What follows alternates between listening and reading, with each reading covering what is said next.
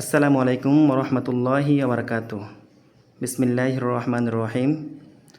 অর্পণ শিশু কল্যাণ সংস্থার সম্মানিত চেয়ারম্যান জনাব মোহাম্মদ আতিকুর রহমান সোহেল ভাইয়ের পক্ষ থেকে মাদ্রাসা ছাত্রদের জন্য নাস্তার আয়োজন। এখন আমাদের মাঝে মাদ্রাসা ছাত্রদের হাতে নাস্তা তুলে দিবেন জনাব আতিকুর রহমান সোহেল ভাইয়ের সহধর্মিনী মিসেস এনি আপা। আপা প্রত্যেকটা ছাত্র হাতে নাস্তা দিচ্ছেন। মাশাআল্লাহ, খুব সুন্দর লাগতেছে, খুব সুন্দর এক পরিবেশ, খুব সুন্দর আয়োজন।